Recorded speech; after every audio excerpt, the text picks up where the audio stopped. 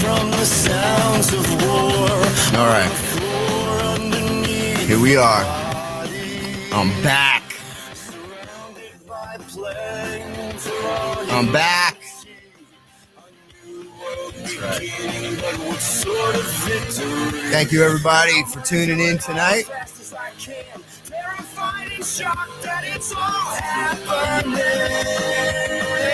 A lot has happened in the past 2 weeks.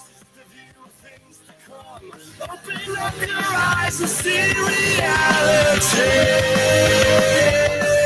I'm glad that you're all here. Come on.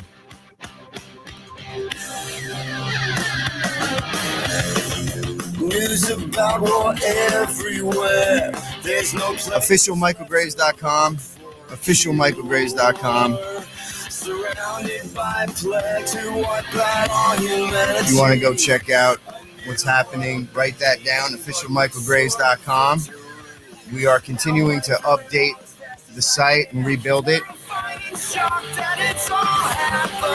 Don't forget, if you want to support us, OfficialMichaelGraves.com. Go to the store section of the website and pick something up. Poster, sticker, button. There's hats, all sorts of cool things. I appreciate everybody tuning in tonight to check out the show. Arturo and I are going to raffle off the handmade extra large Michael Graves doll. We were going to do it yesterday, but we've obviously we gave it another 24 hours and put it back up on the new Facebook. And the outpouring of support has been incredible. I appreciate it so much. We appreciate it so much. I have not been on the stream here since the whole fallout and the cancellation and the deletion of all of my social media accounts last week. I didn't delete them. They were taken down. I've gotten a lot of emails from people saying that they're sorry that I'm going through this and they feel so bad. I don't want you to feel bad about me. I don't want you to feel bad at all. Now, I get deeper into all of this on the Radio Deadly Show, which is a podcast, and I will continue to do at least once a week. The Radio Deadly Show .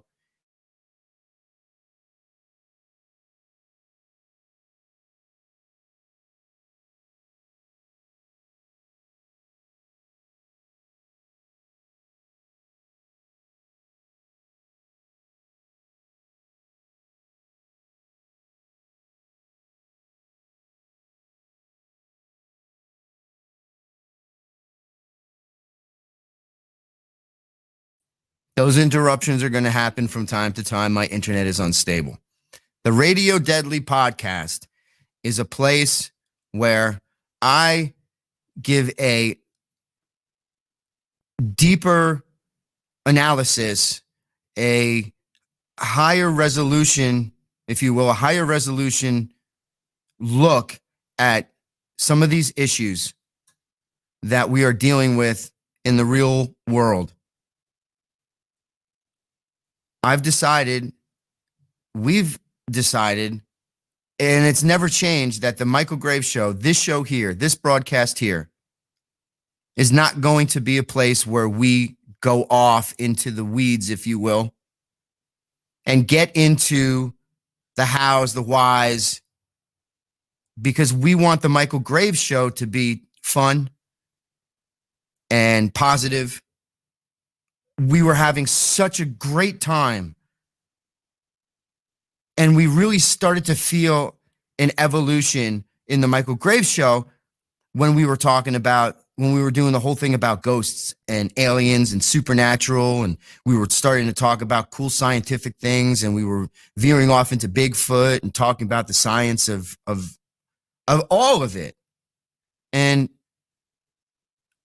I think we really felt, those of us that are left, we really felt that we were onto something. And so that's the direction that we want to take the Michael Graves show. That being said, like I was saying prior, I've been getting a lot of emails of support, some of which people are saying that they're worried and that they feel bad. I am not a victim. I don't want you to think of me as a victim. And you should never think of yourself as a victim too. Don't feel bad for me.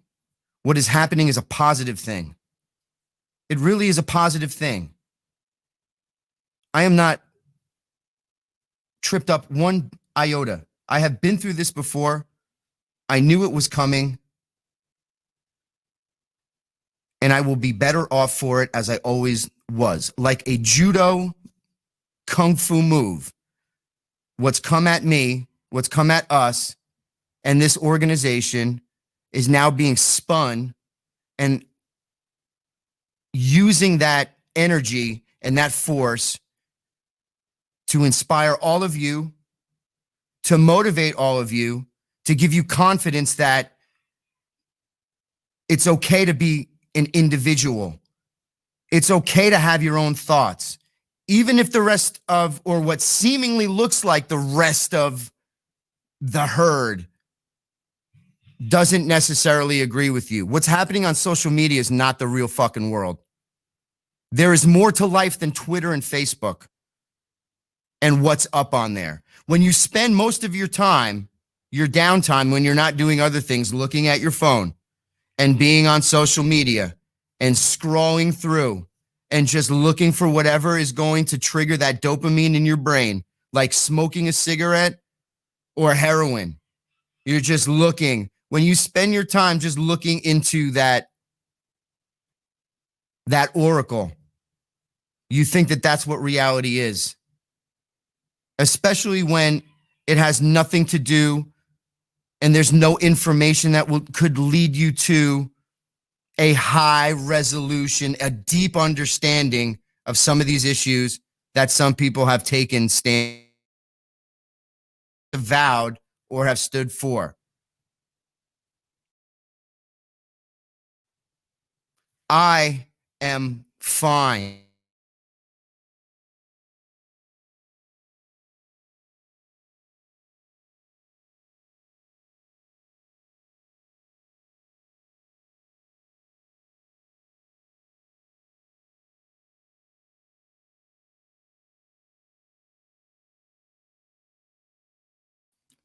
Michael Graves is not lost. Michael Graves is not the one that is suffering or have lost. Not completely. What is lost is for the guys that have walked away, all of the sacrifice, all of the hard work, all of the time spent to build and become better people, musicians, artists, a better team, a better crew, so that the other young guys could and would look up to us. All of the hard work that we put into becoming what we were, all of the dreams that were dreamt together, all of the things that we were all reaching for, all of the gain from the last time this happened.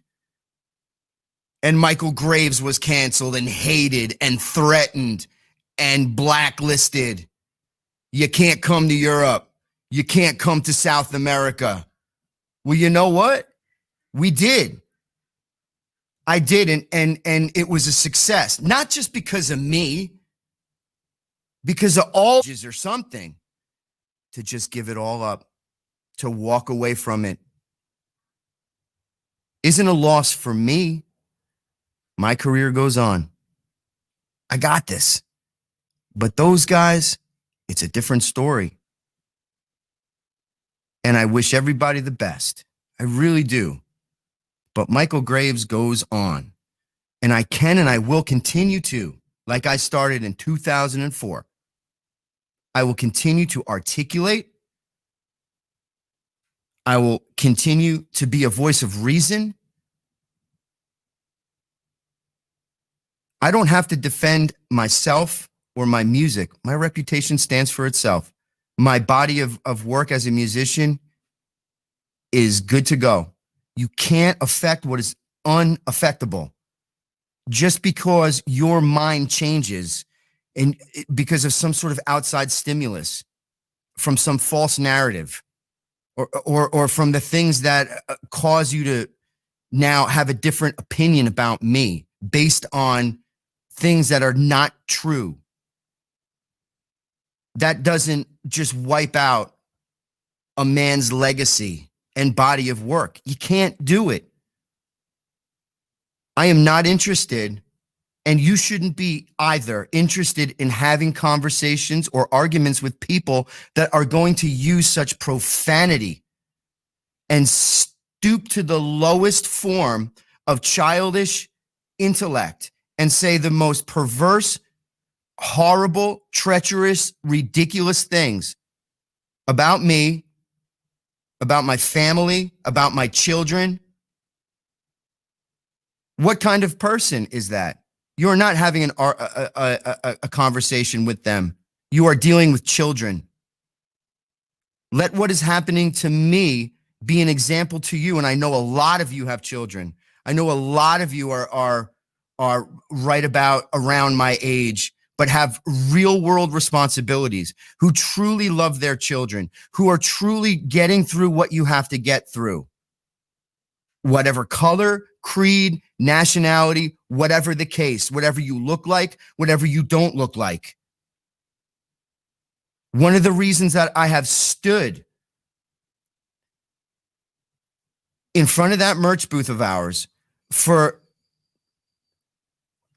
going all the way back to the Illusions days, where Joe and I used to drive around, even after Joe, I would drive around by myself with a fucking box with some 8x10s in it, some pins and anything else that I could come up with.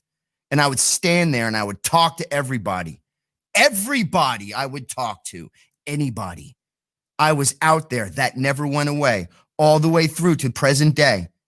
After the show, I stood there until sometimes security would drag us away. Arturo would come up to me, Michael, that's it. Security is dragging us away. You have to end this. No, there's more people. So Arturo would go and, distract security so that maybe we can squeeze 15 or 20 more minutes out and get the rest of the line in. Everybody. I never denied anybody an autograph or a picture or anything, no matter who they were, what they looked like, where they came from. If you spoke English or not, meant nothing. My heart is a heart of love. There is no hate in my heart. I am not a perfect person. I work very hard to be a Christian. It is very, very difficult. I am not a good Christian. Anybody that says that they are lying. We all have faults. That's what makes us human. But I don't have to go on long rants and give examples of why there's not hate in my heart, because that's just ridiculous. Anybody that knows me or has worked with me, including the guys that I am with and were with, we were a class act. We were professional. Most of the time we were on time. We were inspiring. We were fun. We were respectful. That is our legacy. That is our reputation. I love you all very, very much. Nothing will stop me. Nothing ever could, nothing ever will.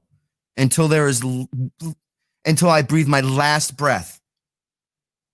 It will be to continue to make great music and art and entertainment that I can share with you and be able to talk to you and interact with you as closely as I possibly can, to inspire you, to motivate you, so that we can go through this world together and feel good about it, like we always have. You know it. You come to a Michael Graves show, there is so much hugging and good feeling that has not gone away. There is nothing that can touch that. the audience and the mob that is attacking me and you right now, most of them have never been to a Michael Graves show. What most people think I am not. As far as music, you know what I am and who I am and this music. And I'm going to continue to do that, as Arturo and I are going to talk about. Now, we are about 14 minutes away from raffling off this extra large, awesome handmade Michael Graves doll that is sitting right next to Arturo. So let's bring in Arturo Santaella, and there is that awesome doll that we're raffling away tonight. We had a great surge of people helping us out, buying raffle tickets. We're working on getting some new merchandise happening, some new products out. We'd love to poke everybody's brain and ask if you have any sort of ideas. You just let us know. What's up, Michael? How are you, Art? Good to see you. We're back on the air. Did you think I was gonna fly the coop? Are you fucking kidding me? I did not. I didn't think. I didn't think that.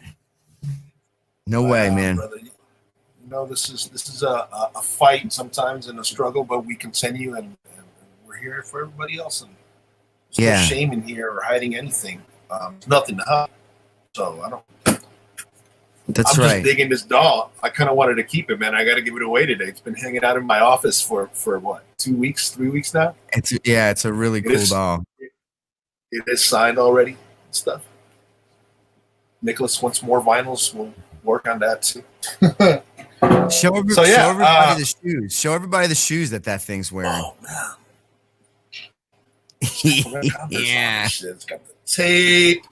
All that good stuff. It's got the straight jacket. The straight jacket comes off. You can take it off. It's got the stitches. See, they're real stitches too. Check it out. I mean, it's truly a work of art, and it's one of a kind. It really is cool. And I'll tell you what, man. You guys, it's still up. You guys got what, 10 minutes if you guys want to come to the raffle. Yep. It's $10 a pop, and I'll ship for free anywhere in the world. So here we go. But yeah, other than that, man, everything's been good. The ghosts here have been behaving. I've seen the chicken ghost a couple times. We got a cat running. Oh man, you know what? Did you see that? Before we move on for the raffle thing, I don't want anybody to forget that I pledged, I think, 20% of what comes in to a charity organization. How about we donate whatever that amount is to Mission Teens? Let's do it. That sounds good. Also, I still got a few of these badass masks. Right, backwards here. I got a few stuff still and we're coming up with some new items and stuff. You know, it's like a rebuild. You know. Yeah, we were talking about doing some sort of new T-shirt. Yeah, maybe we can ask everybody that's watching, our base, what is our next T-shirt? What do you want to see as our next T-shirt? Maybe another nonstop power. Maybe something with hashtag victory. I don't know. Maybe we were talking with the cowboy, the time travel cowboy, or something like that. Yeah, maybe like a supernatural, something supernatural. I like the time traveler cowboy guy. That's cool. Yeah. Guys, send us some suggestions, you know? And listen, there's a new Facebook, new Instagram what is it? At Real Michael Graves? Well, Real Michael Graves, right? That's the Instagram. What for the Instagram is the Real Michael Graves. Yeah. At the Real Michael Graves on stuff. So I mean it's all fresh. Get in on the ground floor, help us this thing, you know. Yeah, the Real Michael Graves. trying to get it for you. That's me. So I sent in the verification thing, and they said, no, we're not going to verify you. I don't know why it didn't. I don't know. I don't know why I didn't qualify or something like that. But And the I think we Instagram, have yeah. So that's the Instagram, is the real Michael Graves, the new one. so yeah, we're putting the bricks back together. We are. Everything's gonna be just fine. We are. I've been working on new music, which has been really fun. What do you got going on, man? You got any piano stuff coming or anything? Because I know you got that. Yeah, I was just working on, a sort of ballady kind of song. I'll be honest with you. I spend a lot of time, obviously, with the girls, and my oldest daughter is way, way, way into One Direction, and she it's her whole. She loves it, man. I don't even think I know one of their songs. I got some but I met all those guys, all of them, at the Ritz-Carlton in Tyson's Corner. Are you serious? Olivia Ray is going to There lose was girls, friggin' mind. girls hiding in garbage cans and shit. You remember back in the days, back in the 80s, there was like a Beatles cartoon. Remember that? Yeah. All right, you remember when the Beatles were walking down the street and all the girls see them, they start going crazy and they start coming out of fucking trash cans and shit? Yeah. Dude. Yeah. Just like that. I'm like, what the hell is going on? We had to call the police because the whole front of the hotel at the Ritz-Carlton Tyson's Corner was full. It's incredible. Holy shit. They It's brought incredible. the bus to the back. Yeah, dude, we need some boy money. Let's They get were a few. Hey, discovered if on anybody X. wants to audition with Michael just to do the boy band moves and shit, let's do it. Come on. They have some good songs. So there's this song. I think it's it might be one of Harry Styles' solo songs, and it's called I think it's called "Sign of the Times," and it's a simple piano progression. They would listen to it over and over and over. And so I'm working on something in the same sort of vein as that. I mean, you listen to the song, it sounds like, if I had any sort of production budget, that something like you'd hear it on keys. But since we record albums in 48 fucking hours. Hey man, it's written, produced, everything. What, a week? Oh my god! Oh my god! Yeah, I also have a YouTube channel that I made a documentary about When Worlds Collide, and there's footage of me writing the album, working on the album in Arkansas, all the way through to me and Chuck Trace just banging it out. Chuck, man, what a great freaking drummer, huh? I'm a great musician. Damn. Let me see if I can find the YouTube channel so we can show everybody. Because there's some really good things up on that YouTube. Actually, you know what? Everybody go to michaelgraves.com. And yeah, it's down here. Officialmichaelgraves.com. If you don't know about my YouTube channel, the link is on the website. I think that it's a pop-up too. So if you're just on the website and you start scrolling, there's a pop-up that comes up. And it links to the new Facebook, the new Instagram, and the YouTube channel. The Blackness in the Forest is up there, a documentary that I made about such a good one. Yeah, it is. It's a great one. The Almost Home campaign. There's a lot of for all of you guys that were into Mr. Monster or know who Mr. Monster was. That was the time that Jason was in the band.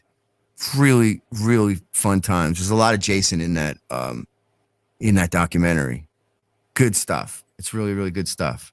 Oh, tough times, as you'll see in the documentary, but it's a good one. So officialmichaelgraves.com. Huh? Right on. It won't be the last tough time we've been through. We'll go through a lot more. Exactly. We're warriors. Exactly. That's right. Exactly. When in your heart and your soul that you know, you're right. And we are good people. We're surrounded by good people that have good hearts. There is no hate in Michael Graves at all. There is, Michael, and that's why. I mean, I don't know if anybody here saw the post. I mean, I was going to keep quiet, let the shit blow over, and I made a decision that I'm like, you know what, man? I mean, I don't have to. Why do I have to apologize for who my friends are, or if somebody believes in some political view or something? There's no reason to. We're all humans. We're all friends. I mean, dude, I've lived with you for 6 months a year in a friggin' bus. Come on. Yeah. If I don't know you, who the hell doesn't? You know. So and you know, we've been through this before. If anybody out there that's listening thinks that this is my or even our first time at the rodeo, you're sadly mistaken. About a year ago, when my Twitter got taken down shortly after the incident in Edmonton, and I used to have upwards of 12,000 followers on Twitter, but was being shadow banned because of my retweets of different media outlets. And a bunch of promoters in Edmonton, Canada got a hold of my Twitter account and looked at my Facebook and they went crazy. They blew a gasket, and these promoters, one in particular, went on Canadian national news and Canadian national media and started calling me a racist and a Nazi, and you know, I'm in line with Richard Spencer, and you know, I'm crazy because I'm retweeting Alex Jones, and how dare I retweet Mark Dice or Paul Joseph Watson? I'm a racist Nazi, and I should, and canceled the show, and totally canceled the show. And so this big thing happened, and thank God at the time we had a really, really great press agent, so I had the opportunity to hit back in the press and speak my mind and defend myself. And of course there was the InfoWars team and crew and Alex Jones, who gave me a platform, and all of the other great people that came to my defense and allowed me to be able to get on their media, whatever it was or wherever it was, and talk to people and say, wait a second, this is not right what you're saying about me. It was so bad that when we showed up, and again, we were all there. This was a year ago, right? Yeah, it was about a year ago, November. My goats are going nuts.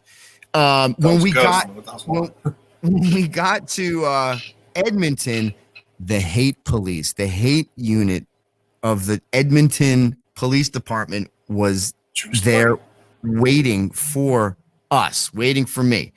And they were waiting for me to commit a hate crime. That means that because at the time there was a huge purge of conservatives. Alex Jones was enemy number one. So if I put down any sort of sticker, anything from InfoWars or anybody they deemed hate, they would have arrested me. Which is crazy, which is absolutely nuts. So my point being is we've been through this sort of thing before. We've fought this kind of battle. It's just now a year later, it's much more intense because of all of the other things that are happening around us. As I recall, we sold the place out. We had a great time, and there was somebody that started a fight in the audience, and you stopped the show and told, "Hey, man, you don't come here to fight." You remember that? I do. During that show in Edmonton, and you stopped the fight. You stopped the show to stop a fight. So come on. Yeah, that's right. That's right. All right. Such good people that come to our shows. Amazing. We love you all. Oh, it's 8:01. I'm gonna give you the floor, dude. It's time. Here we go, guys. It's time. See, do I have any effects here? Where's my things off? Shit. Hello. Hold on. I'm just gonna. See, I'm gonna be. Prepared. I just gotta make sure that the goats are not stuck in the in between. Go. You won't be able to see what's happening right here. If the goats run in here, it's gonna be funny. It's gonna be funny as hell. We should be recording this. All right, guys, we're gonna do this. We're gonna give away the Michael Graves extra large voodoo doll So don't buy any more tickets because it's done. Somebody's going to take this home. Just to make it fair, I am going to read out all the names real quick. If you bought more than one ticket, I'll mention your names 2, 3, 4. Some people bought 5. So we're going to do that. All right, here we go. Got my Christmas hat ready. I don't have any sound effects today because I forgot about it. But anyways, here we go. Start calling out names here. Good friend Robert Vini's. Robert Vini's in there. Drew Samuelson's in there. My Christmas hat's coming. Robert Vini's again. He bought another one. Kevin Shave. Dana Klunsny. Andy Siliski. Daniel Albrecht. Paul Oodle. Oh, buddy. Oodle. Robert Vini's again. Paul Oodle again. Don DiBartolo. Curtis Grant.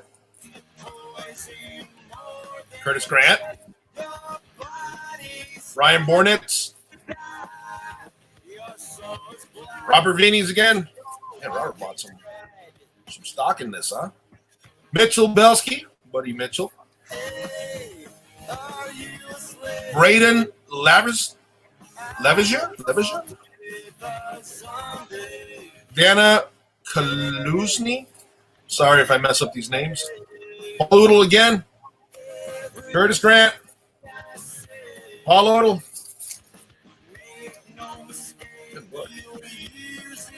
Oh, shit.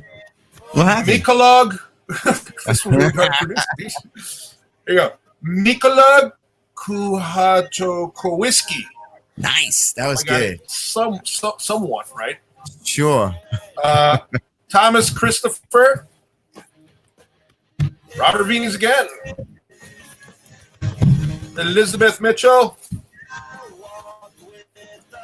Curtis Grant.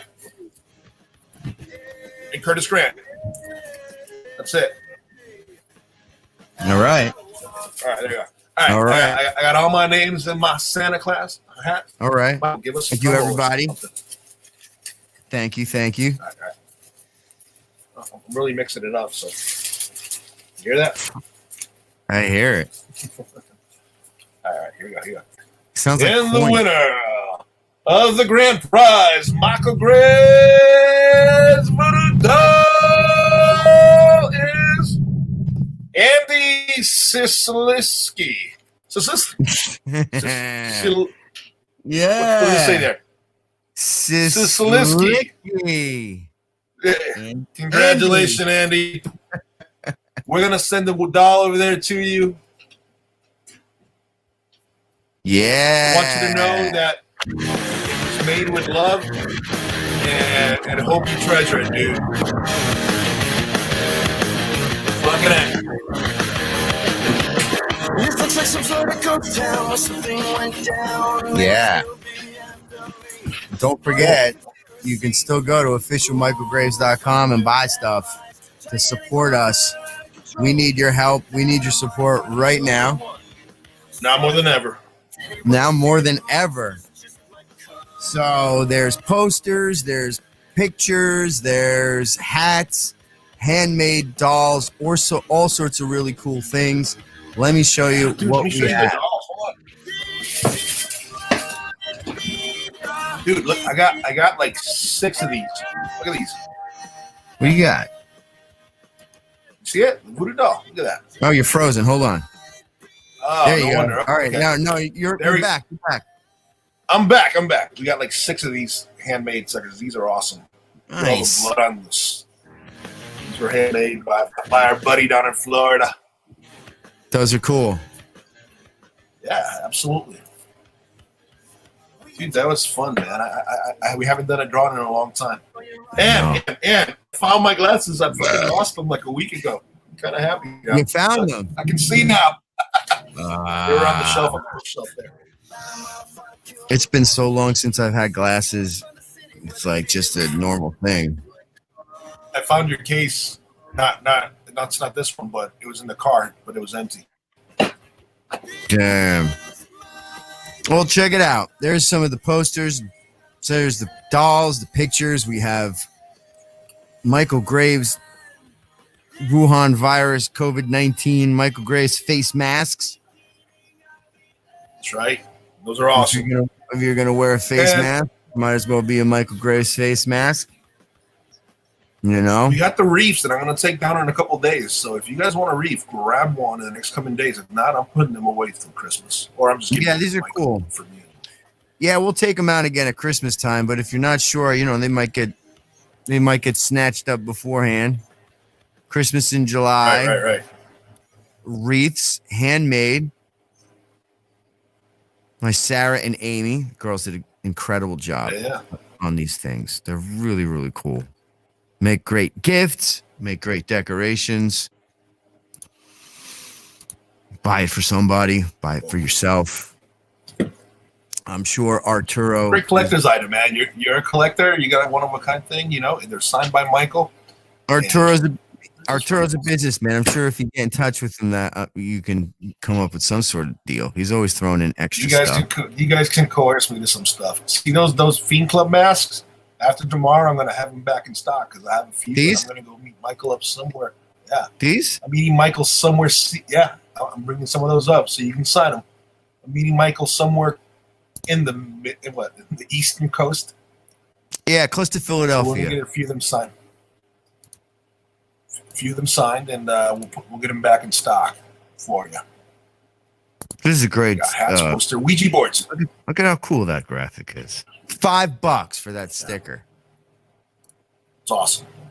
Ouija boards. Awesome. And I'm going to take the Ouija boards and get them autographed too. So if you buy a Ouija board, we'll get it autographed. Yeah. Those are cool. They have, what's that called? Sarah. Pinchette? The planchette? Planchette.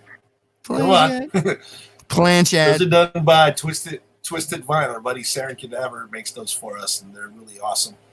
That picture I love. That picture was taken our first European tour with me, and it was one of the first photos I did for you. That's a cool shot. It's pretty badass. Yeah, that is a very great shot. I love it. That's Mike Busey's shirt. Yes, it is, right? That's the Mike Busey shirt. Yep. Look, it looks like it's snowing. That's it's Sausage Castle shirt. It's sweat. Yeah. It's sweat. This is a great one too. Love it. Hey, Paul Oodle says we gotta make a shirt with me on it. Let's do it. Look, you see. All right. Go back up. Let me see that Goosebump one. That's gonna be a collector's item because that's not gonna be released again. Go down. That one, the green one, and that image is awesome. Yeah, this is great. Guys Living Punks, and that's not going back up for reissue. So if you are a collector, man, pick that up now because you're never going to see it again after those are gone. We had T-shirts we did with that were really fucking cool. And Mark Kosobowski was the one who did that graphic, and amazing great one. Yeah, it's really great. This is cool too. This is one of my favorites because the larger image. We were working with somebody and we started to design an image, and then I designed that for that guy, right? And then he just disappeared. So we're like, and then our friend disappeared. So it really reminds me of my what birthday was it? My 43rd, my 44th when we went horseback riding. It reminds us of it reminds me of when we rode those horses. That was a cool time. That was amazing. But listen, it's like a time traveler cowboy. You see him disintegrating and going to another time, and the skull in the background. I mean, it tells the whole story. It's really fucking cool. Yeah, part of the characters. Back in the old world, about 6 months ago, when everything was different, I was working the different timelines. Oh my god, yeah, the different thread that we were all on. I was working on as much as I could. I was chipping away at this movie that I imagine in my head about all these different characters: the Crimson Ghost, Lost Skeleton, Scarecrow Man, that guy, Gas Mask Man, all about this, and it was all about this post-apocalyptic thing. And I swear to God, I remember telling Loki this story that about the idea of Scarecrow Man he kind of works for both sides. He's like the vigilante, but the bad guy, I guess the Crimson Ghost character in this movie, his idea was he was trying to take over the village, and the idea was to put this disease that diseased everybody in the village somehow, maybe on the money or something that was bringing into the village. And the one guy, there was the different characters had grievances with one another, and they were just middle of the road characters and angels. It was just this whole incredible, crazy thing that I imagined. So my point is that is one of the characters that was part of the cast of characters. Was the cowboy guy, cowboy dude. Let me tell you a little bit about how cool Michael is and how that image came to be. Michael, where he lives in upstate New York, this guy lived up there, right? And he was starting his own little clothing business and stuff. And he said, "Hey, man, I'm going to help you out. Get in touch with my guy, Arturo. Talk to him. Come up with an image. Put your logo on it. Take it. Make the shirts. Make the money. Help yourself out." And that's how that image came to be. I talked to the guy twice, and then I was like, well, let's get it going. All of a sudden, the guy just dropped off the earth. I had everything ready to go for him. That thing was going to sell like crazy because his logo was like 2 revolvers. It was really cool, man. And it was going to be for his brand. And we waited and waited and waited and never came back. I don't know. So it could have been an angel maybe that made us make that design, because that poster sells like crazy. So I just decided, well, let's turn it into ours. And I think it's one of your favorites, right? You said? I love this, yeah, because it's exactly one of the characters in the story that we were putting together. It's the time traveling cowboy guy. He knows what the future is. You don't right. All this knowledge, he knows what's up and what's not, but you don't know if he's good or bad. Yeah, he might be a dick.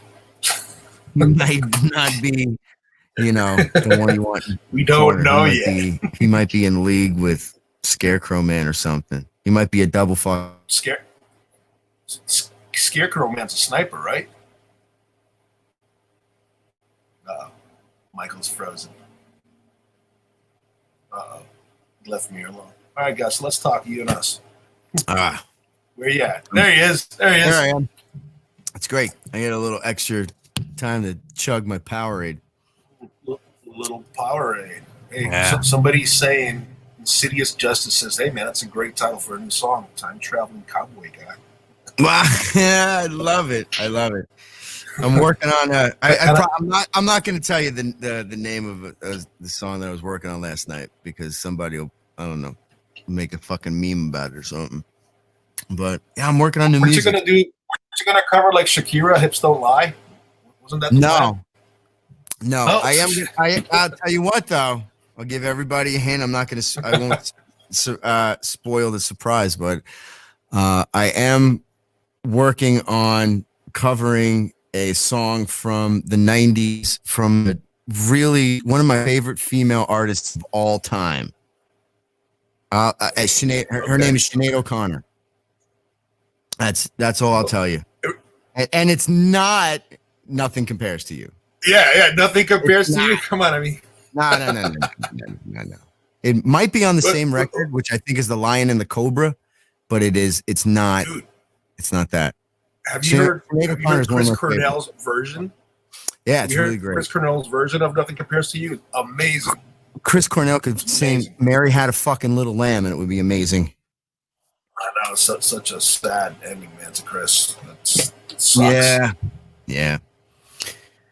All right.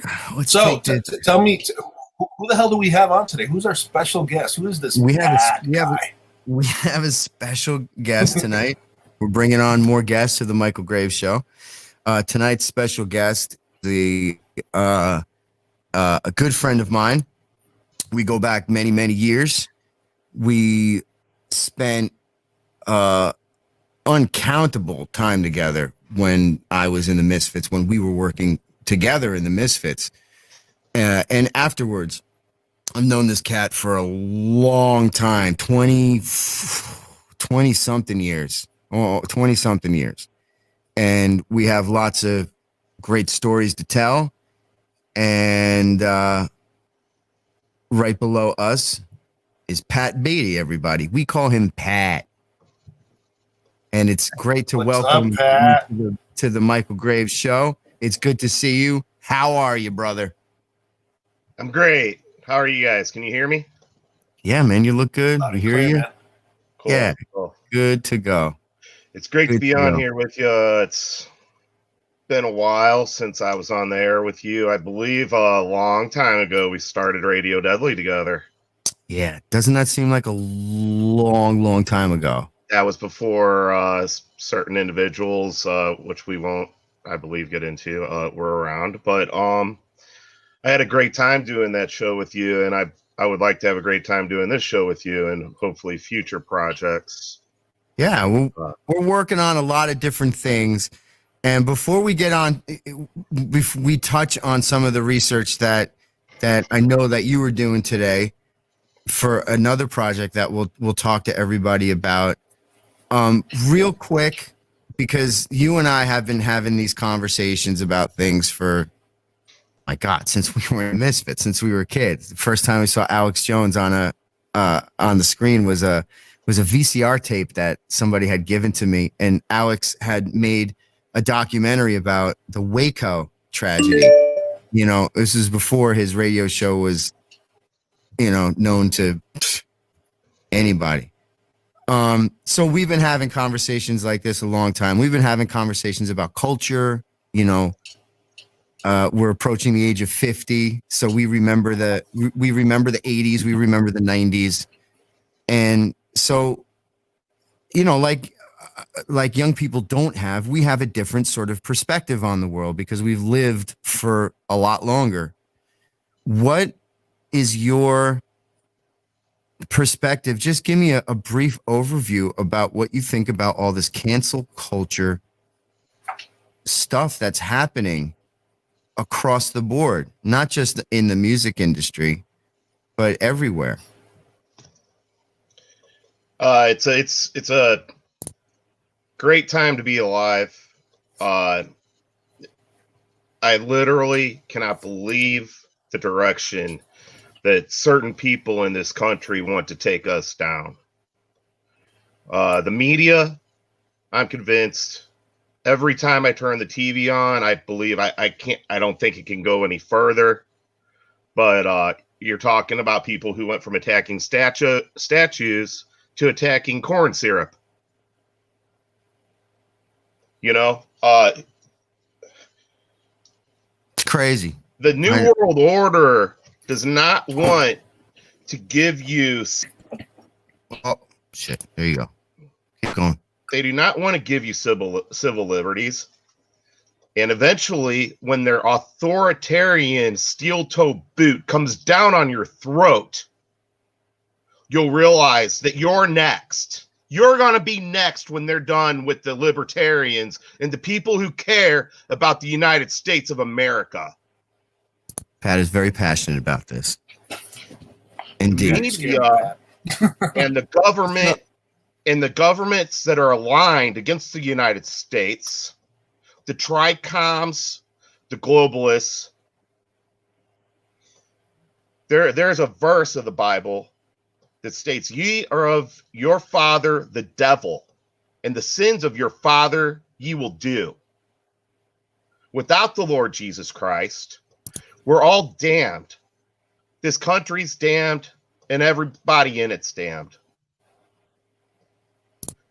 All right. Pat's getting heavy.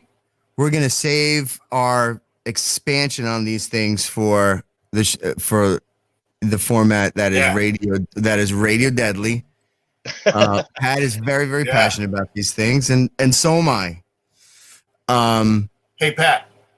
Yes, Art. How you doing, brother? Last time you left without saying goodbye to me, I'm kind of pissed at you. That was I the was, Irish goodbye. I was in a very emotional state because I never get to see Was my that brother it? Was it? Michael here. That's what it is. All right. And then I'm going to ask you, what's up with the red light, dude? What are you doing? This is the war room, What are you bro. attracting? This is the I war love you, room. brother. It's good to see you, my friend. It's good to see you too. But I know I can Right get on. heavy. I care a lot. I've had lots of notes. I've been doing research. We don't need to get heavy. We can have fun. But that's just a taste of more to come, hopefully on the Radio Dudley show. For sure. We can lighten it up. So one of the things that we're working on, that I've been working on with other media outlets, is a show called The War Room with a friend of mine, Owen Schroyer, and Frankie Kavanaugh. And we'll give you updates about where you can watch it. Band.video next Friday is going to be the second installment of it. And as the show progresses and as it grows up, we have people that do research. And one of the peoples that does research on my side is Pat. Pat's really, really good at digging stuff up and finding research. And you see how passionate he is about it. And one of the things that the War Room is the show that is developing, we're specifically focusing on, as I always have, is music and entertainment and the record industry, and one of the first things we wanted to bring to everybody is how large of an industry it is and how it's all connected, because it's such a major influence, obviously, on culture and the reality that especially young people have, that we all have. And when you get into the minutia of things, you find that it's just this huge, actually, it's not huge. It's a very small monopoly. It's a conglomerate. I think global music sales for the music industry is like $51 billion. As a comparison to Steve Jobs was worth about 10 point, I don't know, something, 10 point, let's just say $10.5 billion. The global music, what's made globally from all music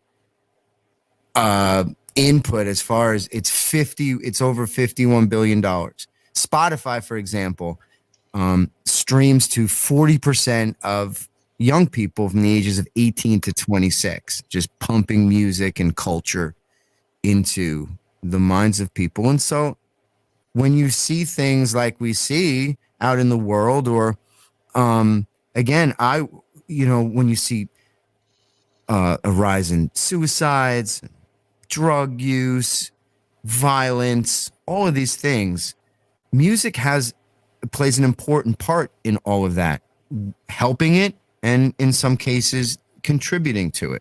So one of the first things that we started to do, and we're doing our research on, is are the record companies. And Pat, I know that you probably have 700 different, papers and stuff in front of you. Just real quick before we get into the fun stories of the Misfits and everything, just give us some musical industry data points that you've uncovered today and that you're working on. Well, the top 6 music corporations in the world have over 700 record labels under the top 6, which cover every single major recording artist, down from Mariah Carey, if you want to say that, down to the Misfits, which would be near to the bottom, not all the way at the bottom, but I mean, you're talking about a global scale. Even though we know they have a lot of fans, that's how far it goes down.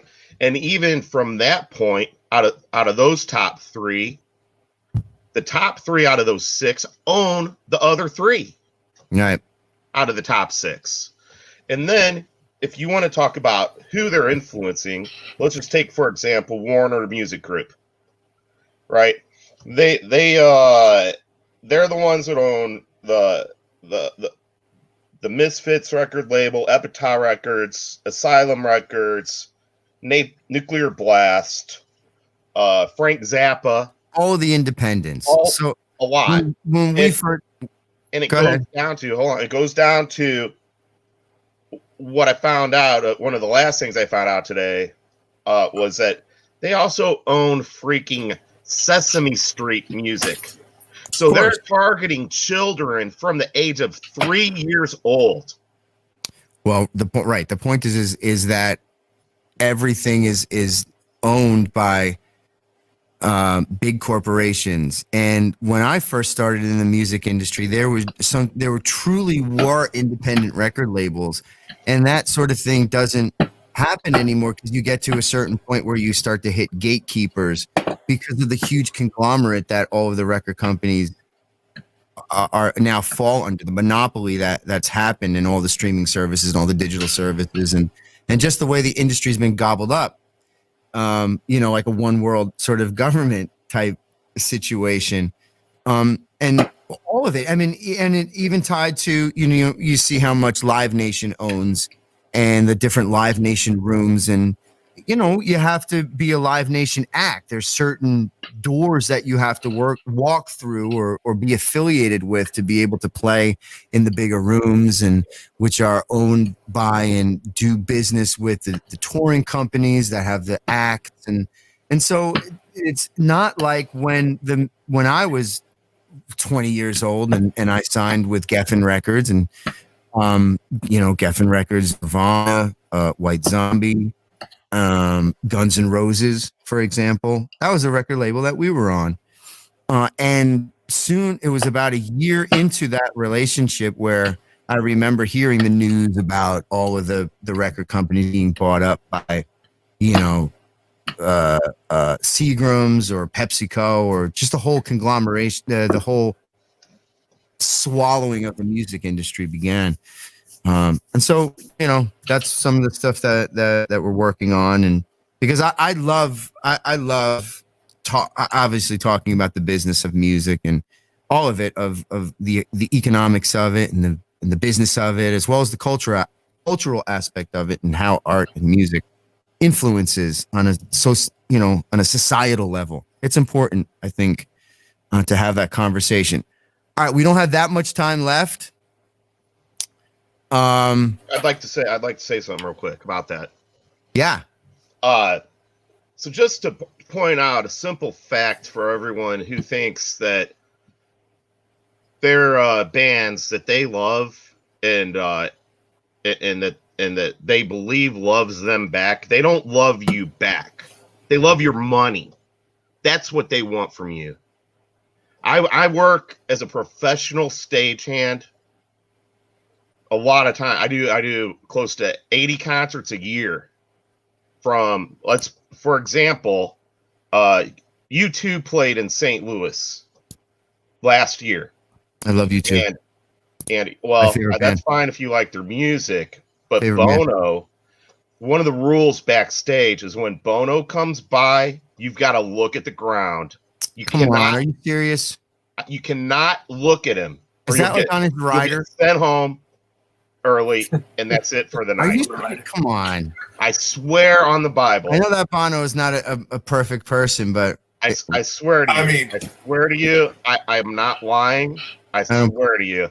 I love Bono. And at a certain point, I want the people to understand he doesn't go out there and sell autographs. Or he does sell autographs. He has a meeting room for people. You pay $500 or $1,500 or whatever. You can go get your picture taken and get an autograph.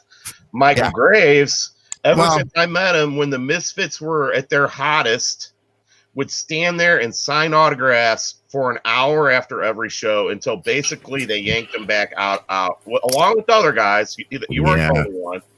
And you'll never see that of that guy. They could care less about the people. Again, it's money. it's a free market, so people can do what they want. I don't necessarily. I feel on there, and I know people. I've stood next to people that are my friends that won't take pictures for no less than $10 or $20 and sign autographs as well. For me, it makes me feel uncomfortable, and so I don't charge people necessarily for pictures or autographs. When people sometimes when we're at the shows, when we were doing the conventions, some people would roll up with like 15 things and want to do all sorts of stuff, and I step back, and Arturo comes up with some sort of fair compensation. That's fine because they're making money. Those people are making money off your autograph. You know what I'm saying? I know what you're saying.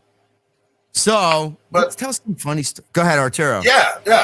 No, I was just gonna say though. I mean, it's. I understand what you're saying, Pat, but I mean, a lot of the artists too are.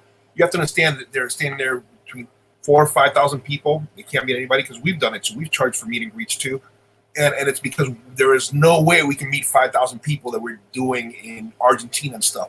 So I don't base. Right. I mean, obviously, we're doing this as a business because we got to pay our bills, just like you and Michael and everybody else. But I mean, I don't really blame them for charging for a meet and greet when you can't sell a record anymore. The music's out there; it's pretty much free, right? So you have to do something to compensate that, and so we can bring these shows on and stuff. So, I mean, I understand what you're saying, but I just don't think that all these artists are, because I know a lot of them. Including the Beach Boys and stuff like that, and they're great people, and they charge for meet and greets, but I'm not saying that that's necessarily the bad thing. I'm not saying that that's necessarily the bad thing, but I've seen Michael. It's the division nowadays. Sit there and take pictures and sign autographs. Of course. Say hi, talk to people. They're not going to do that. Nobody's going to say anything about a meet and greet, but someone who, when he walks by to the people that have basically made it possible for him to put his concert on, who are employees of his for the evening, and we got to look at the ground, and you're going to get sent home if you look him in the eye. And it's not just him; it's a lot of artists. I wouldn't work with a person like that. I'd be like, well, go fuck yourself, dude. I'm not working. I don't care who you are. 20 years ago, when I came home from the Misfits, and they sent me the Misfits management. Or Michael's management actually sent me to the certain person in St. Louis to get my stagehand's job. The artists weren't like that. We could go, as long as we didn't make ourselves obvious, we could go out and we could watch a concert next to on the side of the stage. Now we got to sit behind a black curtain. We're not allowed to watch anything ever, and that's fine. But I just it puts a sour taste in my mouth. I gotcha. Listen, I want to hear some. Go ahead, Mike. That's why all of our guys, right? Any crew that you think of in the past that we have been part of, especially the crew that we've built, Arturo, all of these guys, from the first, all the way back from when Loki and JV and all these guys were real young, right? And we taught them we are professional. We wouldn't ever behave that way and not have people look in our eyes or anything like that, and so we set that example. And how many times have we been in a club or something? People are just like, cannot believe how awesome it is to work with you. You guys are the easiest people ever. Right? Night after night after night after night. Promoters, owners come up to us. You guys come back anytime. All of us, and that's a feather in my cap, man. Well, I'm proud of all you dummies. Well, there's the time that Chud stole the freaking guy's R2D2 that he searched 18 counties in New York for his nephew's birthday out of his office that he was letting us use as a dressing room, and the guy was connected. That's fucked up. At the end of the night, they send me in to get paid. And the guy's like, yo, Michael came with me, I think. He was like, yo, Bobby, get that thing out of the back for these guys. We're like, what? We don't. I remember standing on the Winnebago and Loki. It was like me, you, Loki, Chud, and I think Tom. No, I think like Tito. I know it was us, and I just remember Loki going, wherever it is, dude, wherever you took it, we are not judging you, but you have to go get it and you have to bring it back or give it to one of us and we will bring it back. Because if you don't, this guy is going to take it out of one of our hides. Yeah. And it was for real. He said something along the lines of, I'll give you like 15, 20 minutes. And if it doesn't appear, other things are going to happen. And Loki and I, all of us, we were like, we know what that means. And this guy was not fucking around. Like he wasn't fucking around at all. And they said me and Michael in there. Nobody said nothing. And we knew somebody took it, right? It wasn't until the guy was like, well, I made some money off the show tonight, so I guess you're good. Here's your money. Get the fuck out of here. Well, you know what? Today, I want you to know I stole this out of Dr. Chud's house. Is that it? That can't be it. God.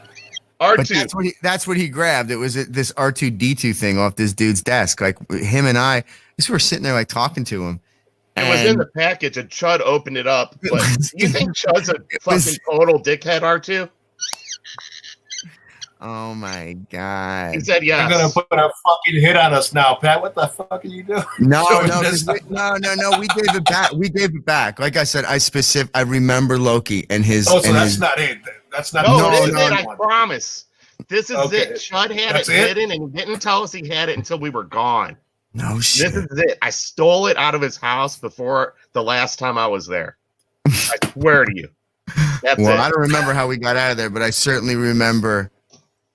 I remember Carlos just being like, "Yo, if you have this thing, you have to give it back to this guy, or we can never come back over that fucking stupid thing." He didn't care if we got shot or beat up for that.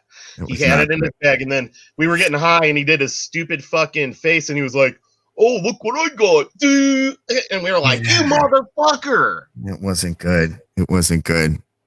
Good Lord. All right, let's. All right, 8:38.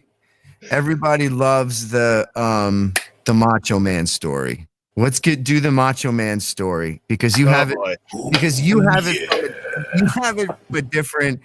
And give us a little bit of background with Macho Man too, because even before the Misfits were involved with Macho Man, you knew the man. So.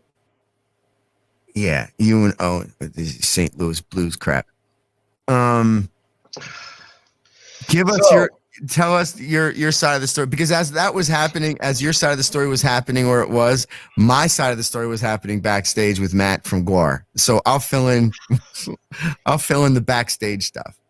Okay. So your some of your background with Macho Man. How did you meet? Macho Man? Oh yeah. So we were working at a big bar there in Clearwater, Florida. Me and Gorge George. Yeah. And it's my best friend. It's kind of how we hooked up with you. That's another story. And Doyle. Right. Make a long story short, she was dating Macho Man. And they were on Wrestling with the Misfits. And they came home from Minneapolis, and she's like, well, we did wrestling in Minneapolis, and guess who we met? Guess who I met? She comes home. I've been watching Isaac all weekend, because I believe it was Sunday Night Raw, maybe. Shammy, I don't know if you remember.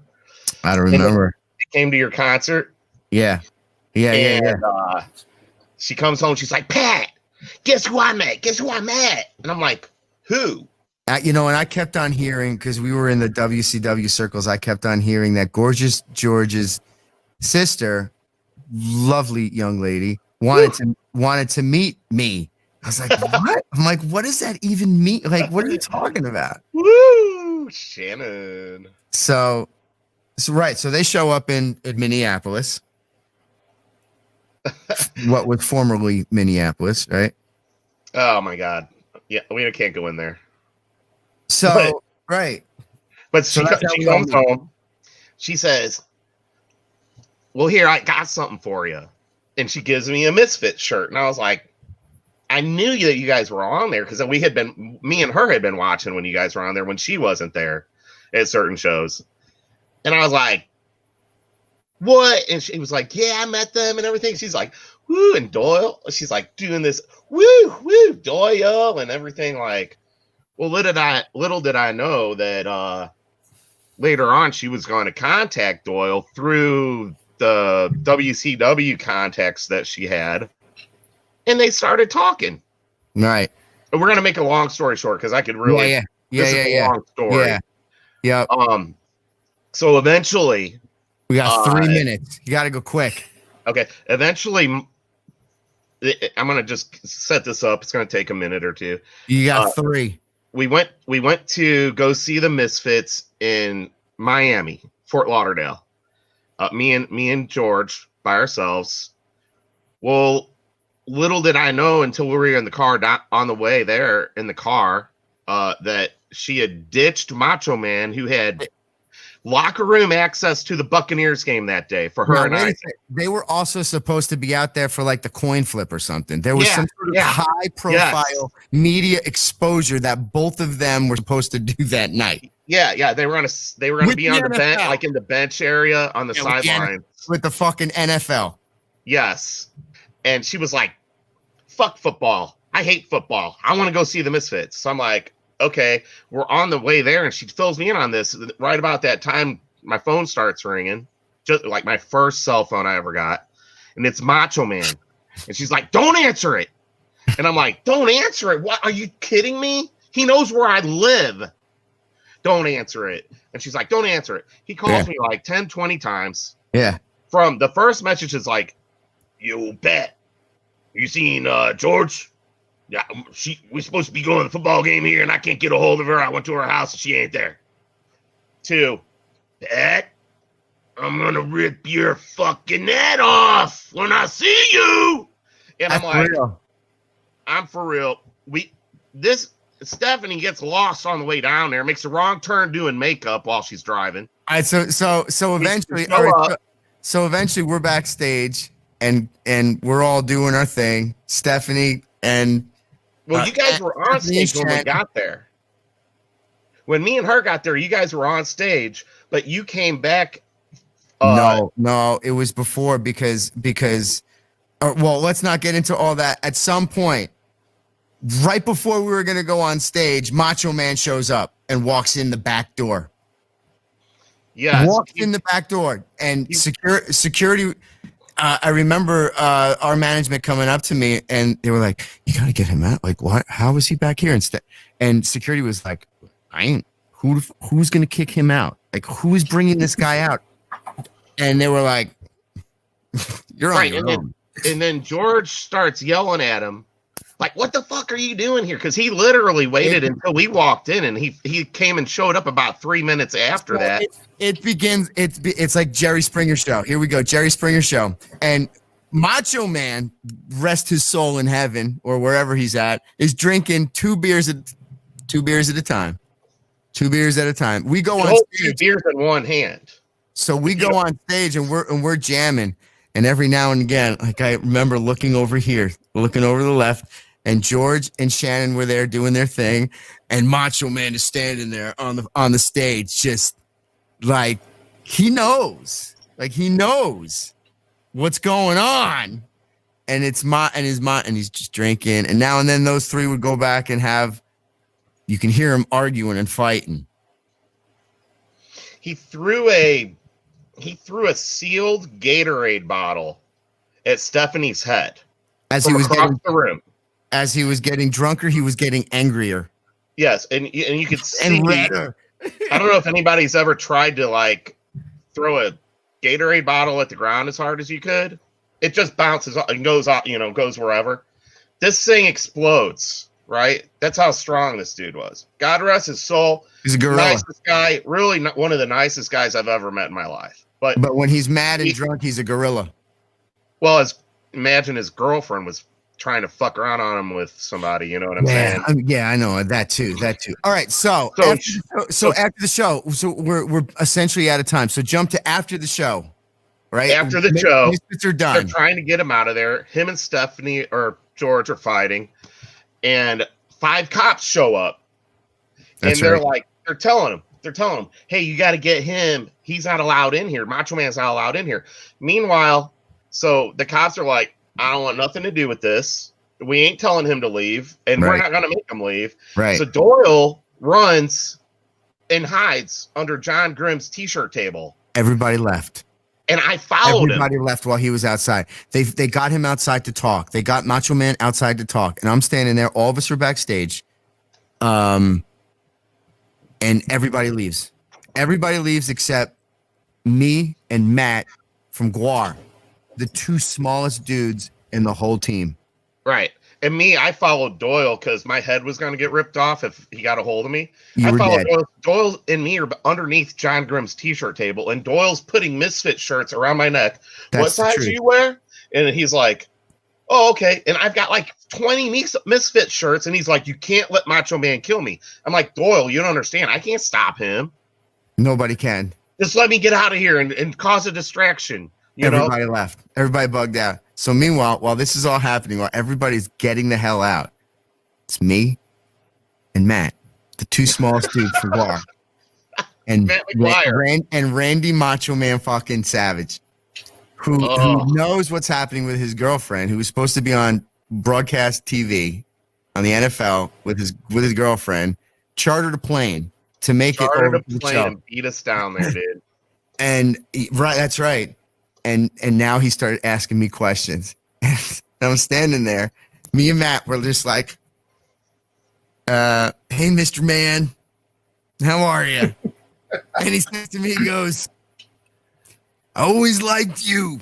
You were always one of my favorite. And I'm like, well, what's all this was stuff, it's all good. I'm here. And, I started saying, because we used to do like warm up stuff at WCW and, it's like, I'd always, I'd love to, work out with you and, you teach me some stuff. He's like, yeah, got my eye on you. And then he goes like this. He takes a drink of his beer and he goes, so, where's Dooley? I'm like, I gotta be honest with you, man. Those guys are kind of freaked out right now. I don't know where anybody is. And then we all start just doing the whole, like, let's calm down. Let's just be cool. And it was crazy. It was like being with an angry gorilla, like trying to keep an angry gorilla from like freaking out until the zookeepers got there. That's the truth. That guy's huge.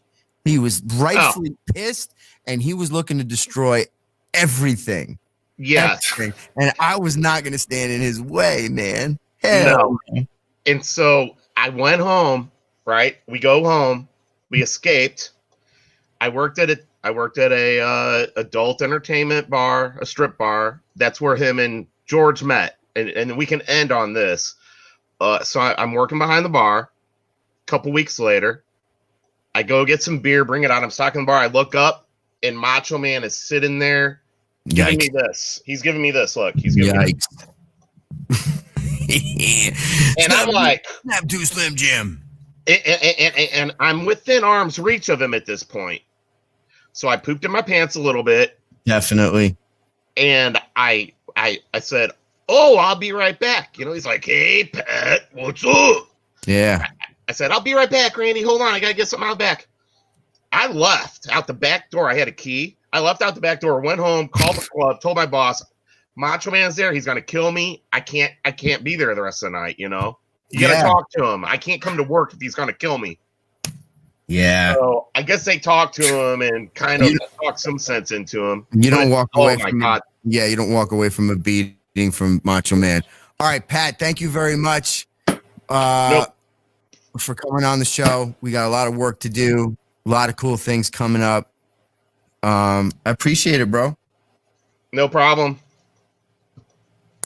All right. I love you. I love you, Art. I want you guys to stay strong. We got this. I'll be in touch. I'll talk to you in a little bit. All right. Thanks, Pat. Sign. Later, Pat. There goes Pat. All everybody. Right. Mr. Man. I called him Mr. Man. Tell me that story. You called him Mr. Man. I called him Mr. Man. I was so nervous. Dude, I saw that guy in the Spider-Man movie. He looked like fucking veins were popping out of everywhere. I can imagine him standing next to you. He was like a ketchup bottle. like just red like a ketchup bottle. Jesus Absolutely Christ. insane. All right, guys, real quick because we're about to end, but officialmichaelgraves.com, new Instagram, new Facebook. Merch store is still going on. We need your support now more than ever. And we're going to keep doing these live things. It's going to be cool. We're going to talk more about the ghost stuff. We're going to talk about aliens. I'll keep you up to date with my chicken ghost. Yeah. Dang. New. We're going to get new merchandise coming. Michael's going to have the goats running around one day. You know? Yes. What do you think, Michael? Yes, definitely. I'm going to show everybody I'm going to give everybody the farm tour. I'll interview the goats, show everybody the birds and the chickens. We're going to build a skateboard ramp in Michael's farm. Yes, we still have to do that for sure. And we'll release the new skateboard deck. Yeah, skateboard deck's coming soon. Want to say hello to everybody. I see Brazil's out there, Layla Clark's out there. Tons of the usual suspects. Keep watching, spread the news, share our stuff. That's important. Nothing but love here, and yeah, we move on. That's most important. Absolutely, the love that we have and we share together. One of the things that is important for you to do as well is to stay positive, stay confident, stay happy, in a state of joy and appreciation. And all of you, I'm asking you, do not get into arguments and these long-winded conversations on social media. Well, not, conversations, choose your battle and choose. Life is so short. It is not worth spending your time on trying to whack a mole, if you know what I mean. Every time you whack one mole down, it's going to pop up. We focus on the good things. Conversation is good. Debate is fantastic. I like this band. Or, well, I don't like this so much. Well, I like this band because, well, that sort of thing, or help if your mom, if your sister, that just isn't gonna fly. That's way below us and up. It's very, very important to spread the links on Instagram, and can, however, get the word out. Official Mike. I'm here. New music coming. New everything coming. We go on, and it's gonna be awesome. I'm so glad that you're all aboard. Anything else, Arturo, before we turn this machine off for the night? Dude, that's it. I quit drinking, and I'm not fun anymore. Yeah, I had to stop, man. I was drinking myself to death, and something made me see the light. So, I feel better. But I miss it. I can't say I don't. But we move on. New horizons. Oh, he froze up. Ah, shit. How about now? There I am. Ta-da! All right, homie. All right. I love you. Love you too. Love you all out there. Rock and See roll. you next time. If I knew what to do, I'd do it. If I knew what to do.